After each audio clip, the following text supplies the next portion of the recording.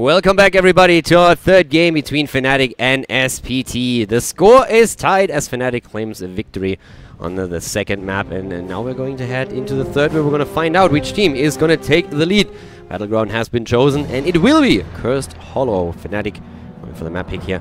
SPT has taken first pick, and therefore could potentially walk away with the Avatar. Sorry, the Haka, of course. Yeah, the Haka, ETC, or even still Abathur, as Cursed Hollow is such a good map for Abathur. Yeah. Now, I always like to see how ban picks evolve over the course of a best of 5 specifically. Yeah. Double Anubarak so far by SPT in the first ban slot. Double Tassadar so far by Fnatic. Fnatic occasionally deviates from that though, and this might just be a map where they do that, because they're going to be giving away either ETC or the Haka or Abathur. It is going to still be the Anubarak. Yeah, they really respect the Anubarak pick on the side of Fnatic. It's that one shot that we had from Fnatic several times in the group stage that they seem to apparently respect so much.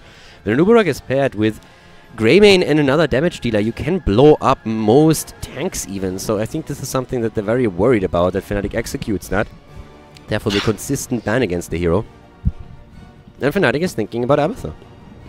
Yeah, Abathur, so good on Cursed Hollow, specifically when you get that tribute during the long fights. You know, you always have to look at a map and say, how strong is the objective really? And I would say on Cursed Hollow, it's pretty bad actually. You've got up to 4 objectives that potentially do nothing at all if you both grab 2 of those tributes. No curse yet. So who is good on Cursed Hollow when you have such a slow, weak objective? Well, anyone that can side soak, push waves, Abathur, the Haka, globals, people that gain experience and push value during those times. But SPT, they're going to be taking ETC. Now, we expected them not to allow Fnatic to have it once again, and they're going to take that in the first slot. So I would expect Fnatic maybe with the Greymane and Lucio composition here at the start. There's actually a really huge amount of heroes that could be packed right now that ETC has been claimed on the other side. You can still head into the Haka. As we said, Greymane would be good for the damage output. The one hero where I really believe it's pretty likely that this is going to be an insta-lock, or at least lock in the 1-2, is Lucio. But he's Calder, just so good. Do you think Fnatic would be okay to give away Tassadar something against SPT? A hero that they hate so much to ban almost all the time? I think they would probably prefer to give it over.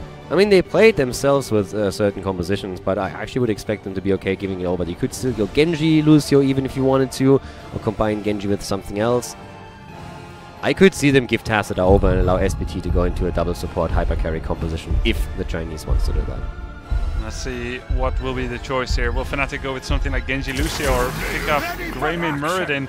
Very strong hero for Quacknix, that Greymane, and a very stable, versatile opening for Fnatic. You've got some CC already. Even that single Muradin is more CC than the entire draft of SPT had last game on Towers of Doom. And now SPT will need to see. Do they pick up Lucio and or Tassadar? Tassadar for potential Illidan, Tracer, or Vala. You can also again think about Uther here as a secondary pick for the support role, simply because the Divine Shield would help with ETC. And if they again want to go into Genji, they could do that too. They could make sure that they have the Divine Shield for Dragon Blade. Lucio, of course, is still a great option, so they have a lot of potential plays they could make here. I would like Arthas as well. I mean, from the 4 to 5 heroes, Tassadar, Arthas, Lucio, and Genji, those 4 seem like great picks in this situation. They could also decide to go into Haka again with ETC and have the Mosh Pit here. But they give for Lucio, which we expected for Fnatic, and Vala. So once again, that double support Vala composition. So this is interesting. Double support, of course, is not guaranteed yet, but very likely. Yeah. It's almost indicated that SPT would maybe pick up either Tassadar or Ariel later on in this draft. And Fnatic will need to say, do we fear one more than the other? Do we maybe remove the Tassadar now? Our usual 2 bans in reverse order? Or will Fnatic deal with the Haka ban maybe? Yeah. Normally when you see Vala, you will have a second support trying to assist her. I think the only setup where you can really argue that you don't need a second support, or that you might get away with him, is actually when you have to run ETC as your tank. So simply because with Face Melt and the Power Slide, you can peel so well for her and just keep opponents away. So that's a huge argument for it. I would still expect the second support here. Fnatic as well. They're currently looking at potential bans on Oriel and also Uther, but I would actually think that with a ban on Oriel, you can then pick Uther for yourself if you still want to. Depends a bit on how SPT uses that ban.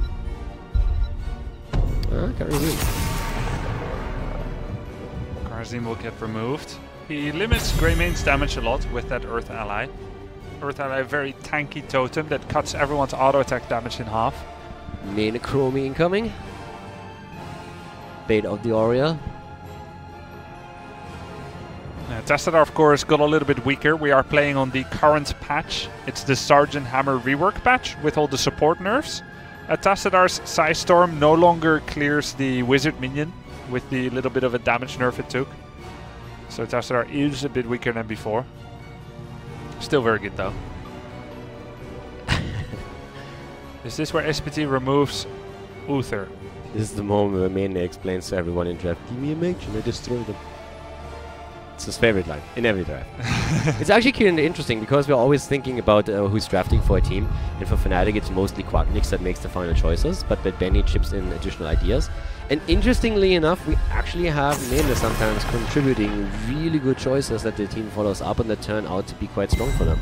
So when you look at the team, everyone has a role in there. It's actually very impressive. Breeze is the one that targets, or that shot calls targets that they could kill. Smex is usually the one that keeps everyone grounded, which is really interesting to me personally. Quacknix, of course, a macro shot caller. So there's a lot of synergy that can develop over time. But for now, SPT actually afraid of running into that Zeratul that we've now talked about a few times, but that we haven't actually seen played yet today. Fnatic has yet to show a mass global style, which they're so famous for and so skilled in, where you can have those quack calls in order to isolate away members of the enemy team away from the core and go for one of those quack core calls.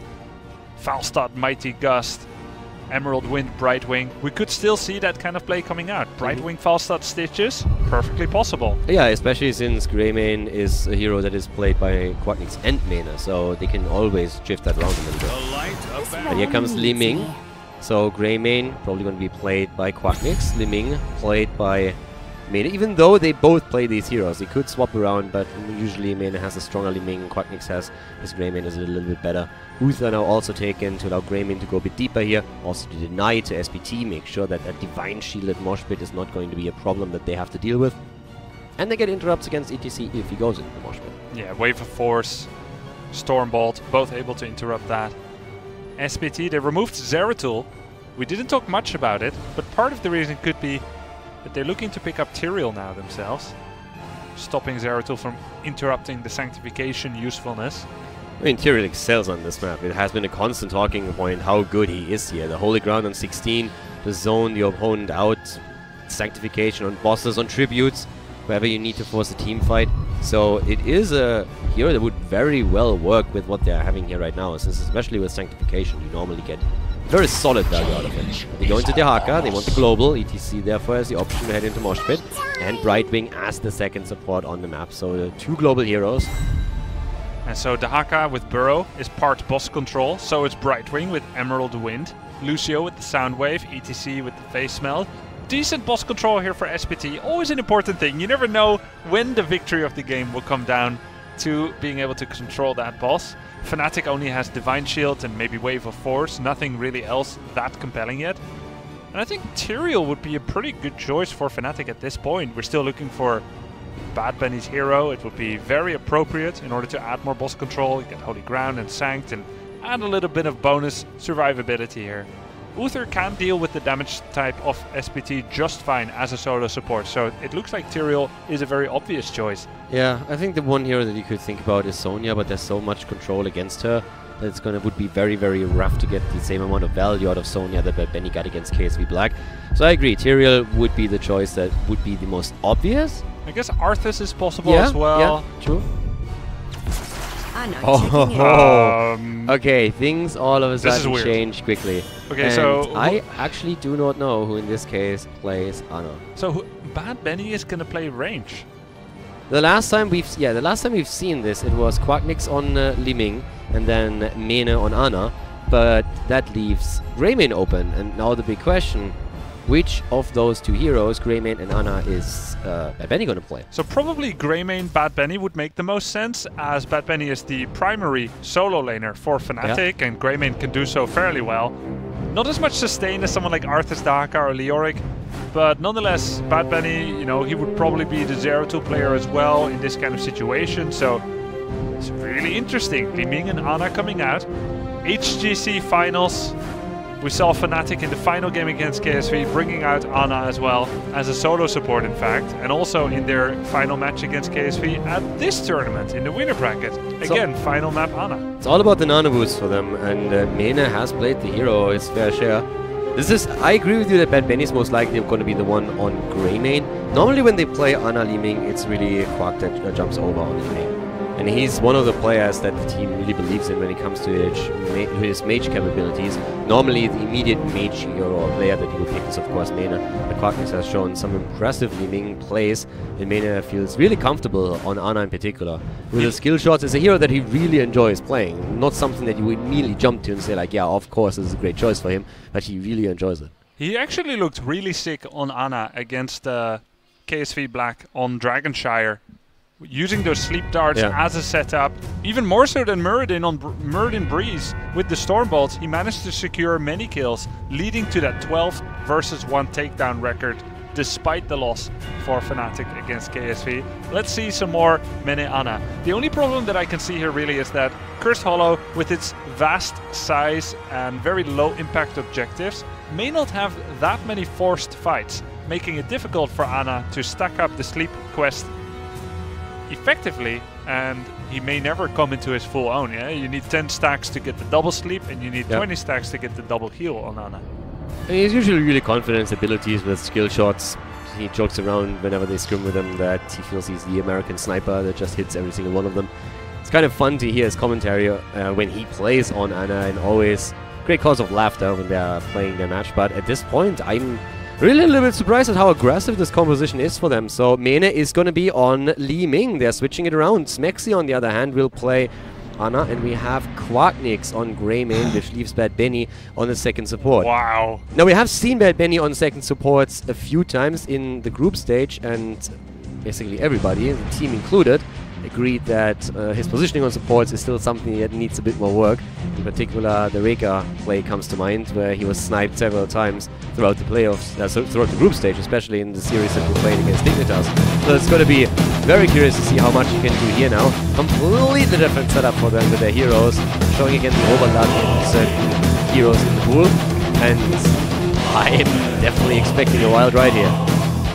We have a very global and mobile composition from SPT with a very heavily kill comp, focused comp from Fnatic. Let's see how these two styles clash against each other. It's 1-1. We go to Cursed Hollow. That's where the money picks come from. I was always wondering where the best mount in the game comes from. Now I know. They sell them for $1,300 there. Yeah. I think it's a bargain. I actually think the money pick was always a bargain. I mean, you can't beat that. Ooh, Breeze goes with the Stormbolt talent. I guess he had to take the blue icon to fit in with the rest. Unfortunately, Uther doesn't have a blue one. I guess Hammer of the Lightbringer comes the closest. Bad Bunny, will you do this for us? Probably not. Oh. Okay, so here comes a little bit of poke, but yeah, Breeze for one of the first times actually committing to the extra damage here. And yeah, again, I expect a wild ride in this game. Let's see how this is going to work out. I don't have any doubts about the performance that we're going to see from Smexy on Ana. And Grey main and Li Ming should also be very solid, since they are both comfort heroes for Quacknix and Mene. But it's all about Bad Benny. How is he going to look on Uther here in the third game of the series? Well, one of the two teams will walk away with the lead. It's actually really sick. Like, I know that talents aren't everything, but the way that Fnatic chose their level 1 talents says so much about their style. Damage on Muradin, damage on Uther, despite being solo tank and solo support. It just shows that Fnatic is going for a full single target blow up with maximum speed. Keep in mind that Ana did get nerfed a little bit as well recently. Support nerf, more so than others. 7% healing nerf on that healing dart. So she's not what she was during BlizzCon per se, but still pretty good. Yeah, she's still pretty good to set up these kills that we've been talking about a bit earlier. But let's see how Fnatic deals with the situation at the bot lane now, where we currently have Xingzhao on his Vala trying to get the tower damage in. And that's always great. If in the early game you are able to get a few towers down, then you can walk away with a significant experience lead, and an earlier level 4 oftentimes leads to a kill or two. So right now, Fnatic is trying to repay their opponent in kind of the top lane, where Mena is sniping down the towers with one orb after another. But that bottom lane has to be reacted to, and currently Benny is the only one who deals with it. Yeah, and at this point, Fnatic has to make this choice. Do they deal with bottom lane or give up more and go for the siege camp, or keep pushing top? And it looks like Fnatic will go for the latter. They're gonna set up either for the siege or defend and push top. Their siege are available. SPT keeps pushing in. Smexy uses Biotic Grenade on himself to offer him a bit of self-healing. Nice sleep there to peel away. Yeah, and now we have a kill against Lucio. SPT greeding a bit too much for the kill. They might still confirm it, but there's a very likely chance that they are going to lose too, and the Haka is down, and Ana hasn't even died. Pretty ridiculous there. Horrible for them. They see a kill. The rotation of Smexy was maybe a bit aggressive. He walks into two that was just waiting and setting a trap for him, but then Fnatic reacts with a very quick rotation and gets 2 kills out of it. Yeah, pretty horrible when you focus Ana so heavily. Doesn't have any self-heals nearly, besides that little bit from the Biotic Grenade, and SPT is still not able to get it. Ana is the new Morales. Definitely. Mokus for Morales here. Yeah, you need to focus her, you need to deal with her. She has so much heal for allies, so little for herself. At this point, Xingzhao having a little bit of trouble here at the camp, but Lucio is around. They are very likely to lose this one though. A little bit slow on the dart, but now the blow up with the stuns. The body blocks are good, and then the combo hits from Li Ming, so that should be the first tribute in favor of Fnatic. They get it, and they have 3 kills against 0 now.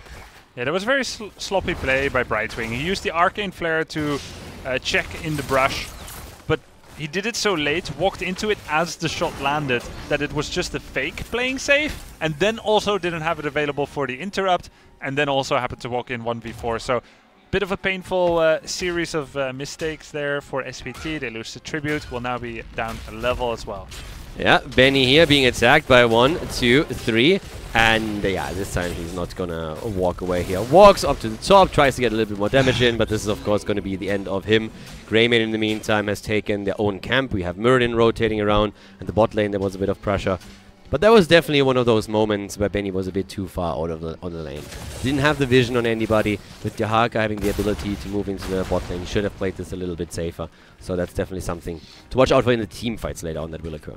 Full damage from Muradin once again at level 7. Fnatic continue to go with that blow up. Second tribute now is spawning bottom right, and the first one was middle bottom, so we know that the third one is going to be top left, in Fnatic's territory pretty much. And that means that this is a very important tribute for SPT. They cannot afford to get cursed this early. Also, no one took the night camp. We have no night camps timed to the second tribute, which you oftentimes see. In this case, it was only the top lane that was attacked, mainly by Quacknix pushing their own Siege Giant camp in and trying to hope for a little bit of damage here. Fnatic still has that lead in experience, but we've all seen in the first game how quickly that can turn. SPT at the top, they're trying to save the Haka here. Brightwing is also moving in, the drag connects. Yeah, here's the polymorph. Quacknix is extremely low, trying to get away, rushes out, and a nice stun is helping him. But we have Lucio, he's a bit too quick here. It was so good peels by Breeze, keeping the body block, removing the ability to drag tongue Quacknix by the Haka, but then in comes Melody C finally with the final blow. Great job there. All hands on deck for SPT to prevent their fort being pushed and to get the counter kill. And those are the moments where Fnatic is just a little bit too deep. But they see an opportunity for a kill, they overstay, the rotation from the mid lane happens, Brightwing portals in, and then they counter kill. Now they're still leading in experience, but it's not as significant of a league any longer as it was before. So SPT shouldn't really have any problems here. This might be a tribute that they could have to give up if Fnatic hits 10 while everyone is stalling out, but it's not going to curse them. I love what SPT is doing here. They recognize they're going to be up against level 10 soon. Giving up the tribute is allowed because they got one tribute themselves. I thought maybe they'll go for bottom left boss or Bad Bunny if he overstays in lane, and unfortunately for him and Fnatic, he did. Gets taken out. SPT can now do a vanilla push on the fort. It would be a little bit too risky to go for the boss after you show yourself here like this. So I like the fact that they're pushing in here, and it was absolutely the right choice. Yeah. Very quick thinking by SPT, going for that bottom left spot.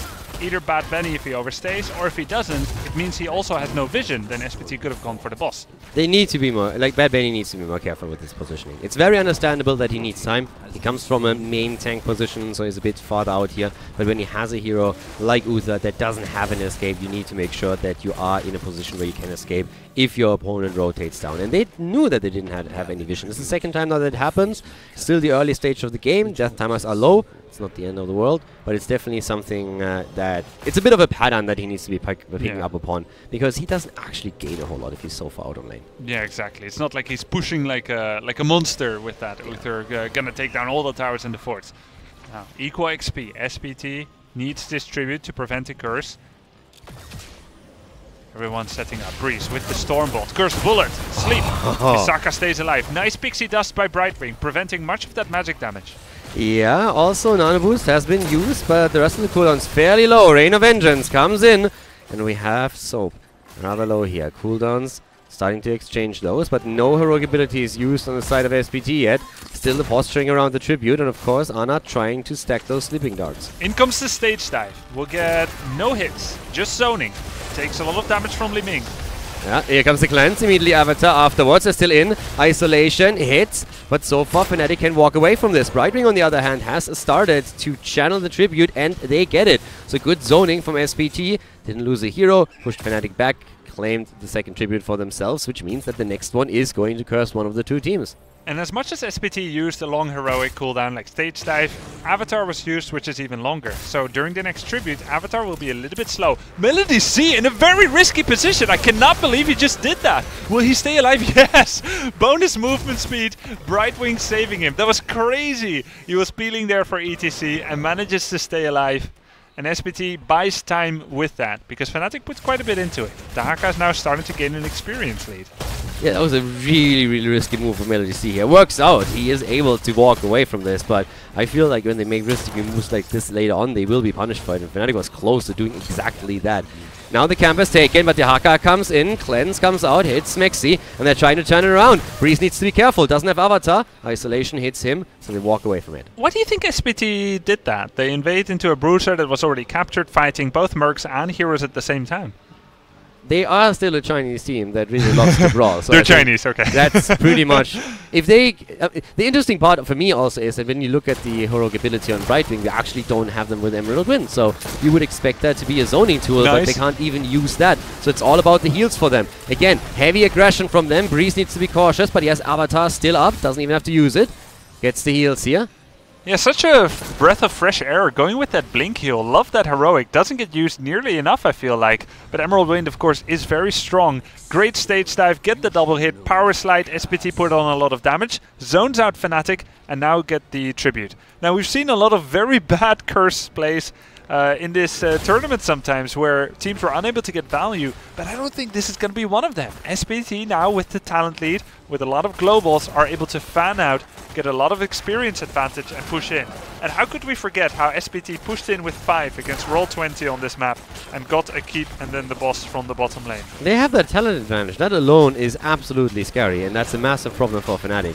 So SPT is very eager to walk away with the lead after this map in the series. A 2-1 lead for them would be absolutely insane. That allows them to go for cheese plays against Fnatic on the last few maps, maybe have something prepared on a special map that could be used as 5th. Right now, they're really pushing it in with a curse. All the forts are gone. They themselves still hold 2. And Fnatic just sits here, takes the punches, because they need to have level 13 before they make any plays. Okay, so SPT makes the choice to use the final 10 seconds to go for the boss play. And they should be 100% certain able to get it, I would say, with Monster Hunter there, and able to use ETC there, Misaka, to slow down the rotation of Fnatic. But is he doing that? It looks like no, not on time. Yeah, Fnatic not 100%. They knew immediately, and they moved to the top. So they see that the boss was started, but that their opponent moved away. Okay, know that they're at the camp. Helping Still Misaka in the back. Helping SPT with the camp there. Stormbot on the creep. He's such a nice kid. Now SPT gets the Bruiser camp, and that means they have positive map pressure. That means that the longer this fight over the boss takes, the better for SPT. And Fnatic is in a bit of a conundrum here. They either deal with the Bruiser and give up position, or they keep position but let the Bruiser push mid. Well, here comes the power slide. Okay, they can try and go for Misaka. Bullet not used yet. Isolation does hit, and then Uther has a bit of a problem here. Gets healed, but it might not be enough. In comes the damage from Vala. They're trying to go for the Haka though, and he is low, but is... sound barrier. Well done here on the side of SPT. Breeze again in trouble. Gets the Divine Shield. Tries to move out. Quacknix splitting to the left. He's alone. Needs some help. Smexy's trying to provide it, but it might not be enough as SPT is looking for a kill. And keep in mind, Stage Dive is still available. It was channeled, but interrupted for now, putting on a 10-second cooldown. Bruiser Camp is pushing, and SPT would have a big advantage pushing in with that camp. Or they can set up for the boss again. Two choices now. Start the boss once again or set a trap.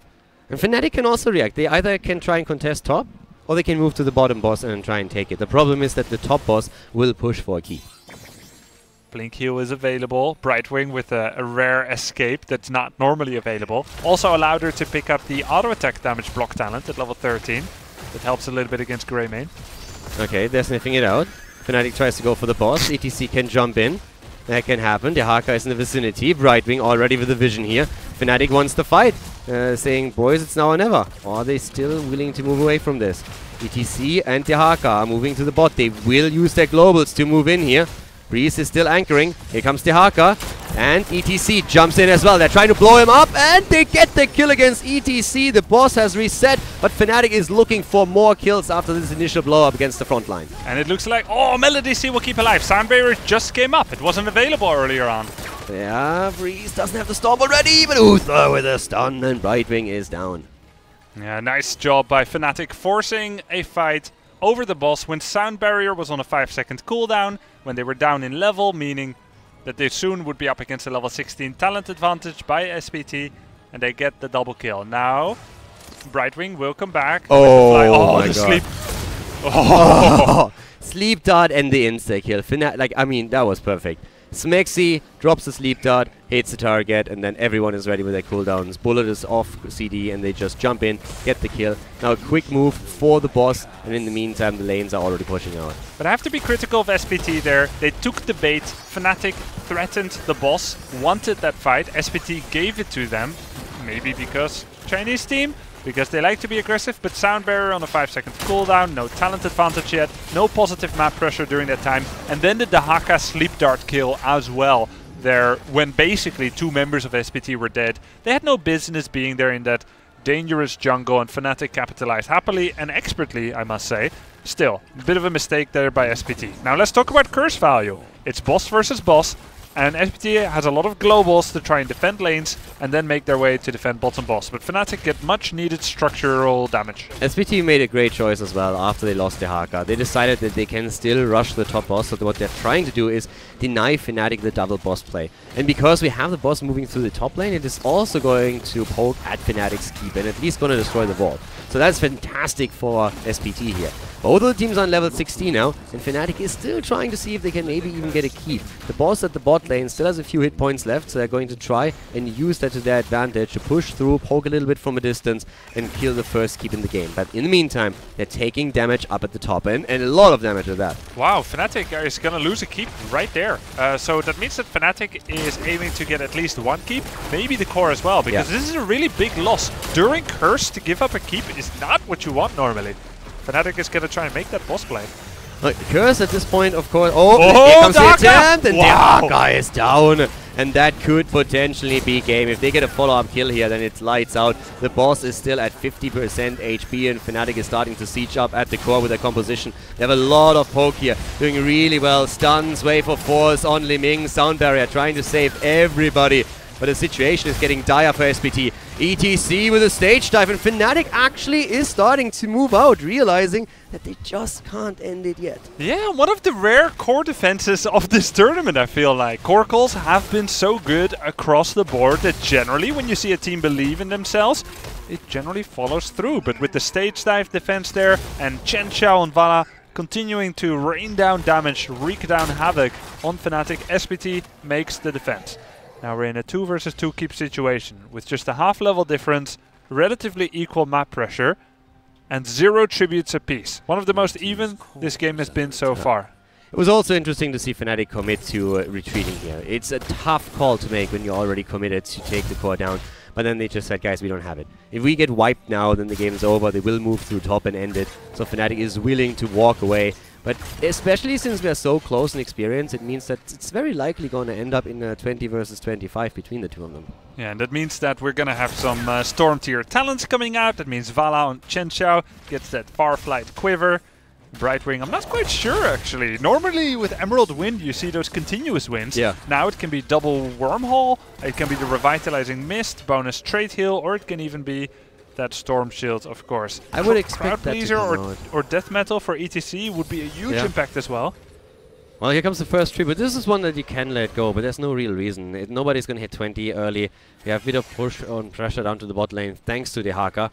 And Fnatic is starting to posture up around the Tribute. Their one-shot combo is definitely something that SPT has to respect. Ana Sleeping Dart and then a Li Ming follow up with an entire volley and Greymane on the target with a Cursed Bullet. That's what you're afraid of. So they let it go for now. They push out the bot lane, which is important since of course the lane is pressured back by the catapults. But it is starting to get really tense in this game. Yeah, the weakest point for SPT so far has been Fnatic's strongest, of course. That single target blow-up comp with the Cursed Bullet. So SPT's warriors in particular will need to be extra careful to allow Sound Barrier and that Blink Heal with the Pixie Dust from Brightwing to save that frontal target. Lucio will have to be good with that Sound Barrier as well to protect that initial target. If SPT does, they should be looking good in this game. The fact that they have triple global in a 2 versus 2 keep situation on Cursed Hollow should mean that SPT takes control of this map, that they get level 20 earlier, that they get positive catapult pressure. But Fnatic has been doing a fantastic job clearing catapult's top lane. And now it looks like Fnatic will do an advanced call, trying to do maybe top keep pressure or try to kill the Haka. Will Soap get called out here? He's actually really playing this safe, but still, that could be a jump. If Muradin jumps in and gets the Storm Ball, there's the Sleeping Dart. Yeah, that was nice. Both of the teams are trying to get that isolation kill. Both of them at this point. They're really looking to see if they can isolate someone somewhere, and especially the solo laners are, of course, the first target. But Fnatic hits the 20 a little bit faster than SPT. The question simply remains, can they use that small timing window to force something here? And without the bosses on the map, it looks very unlikely. When will bosses be back? Probably about a minute or so. Roughly a minute, I'd say. Now with one tribute apiece, that means that no one should get... Oh, there we go. It's actually a little bit quicker than that. Perfect timing for Fnatic. They can go for the boss. They can get 20 at the bot lane. That is a problem for SPT. SPT has two choices. They can try to contest it, but they would not be level 20. They're or they late. Quickly get their own level 20. They are late. And then defend, or they get the boss. Now, if they can get this boss... Both of them are going to go for core. No, SPT can't.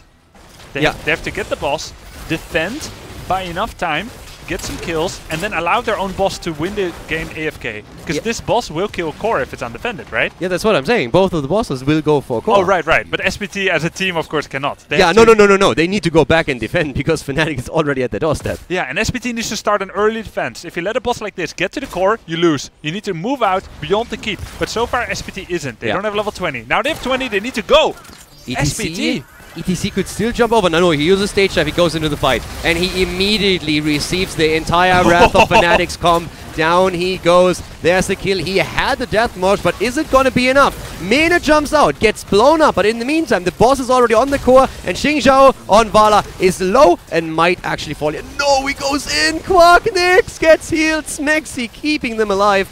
And now they're starting to commit to the core itself. And it is falling fast, Robbie. Yeah, with that boss still 70% life, it looks like SPT will be falling here. It's Fnatic, they get another kill, but the boss does so much. SPT unable to kill enough heroes quickly enough, and Fnatic with a very keen core call, starting to drop on their own core against that boss, but they do it. That quick kill on ETC, and how unlucky was that for SPT. In comes the stage dive. Not only the entire 5-man of Fnatic was blowing him up, but a boss stun as well. Yeah, exactly. I mean, he got demolished there. But the problem still remained. With the boss reaching core, you are going to lose the game. Unless you can wipe Fnatic. You basically have to wipe them at this point, because you still need to take down the boss. If the boss is not taken down, he will finish the game. So that was a really, and especially since ETC had stage dive used, he couldn't jump to the other side of the map to put a little bit extra pressure onto Fnatic's core. The Haka had the same problem. So good call by Fnatic there in the end. And we were asking if the 20 talent would just come in time. And Fnatic had 4 seconds, 5 seconds, and that was enough to start the boss. And SPT was sitting there just like, guys, We are too late with the boss rotation at the top because we couldn't move out until now. But they will take the boss bot lane now. We can't fight. We don't have 20. What are we going to do? But I feel like SPT played it a little bit safely. They were kind of waiting. Is Fnatic already core rushing? Yeah. Are they doing boss?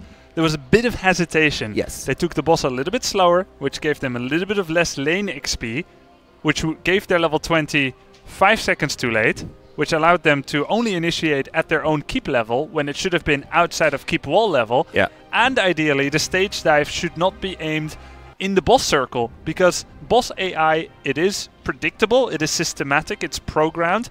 If you move in that boss circle, he will stun. So in theory, that was a mistake by Misaka. You can call it unlucky, but he did get boss stunned and it was painful. It was an unfortunate situation for them for sure, and the call turned out to be correct for Fnatic. Smexy gets the MVP. I would say very well deserved, had a lot of impact in this game, some great sleeping darts that led to a kill, and on top of that also some absolute excellent saves and healings. Fnatic takes a very important third map. It was close until the end, and SPT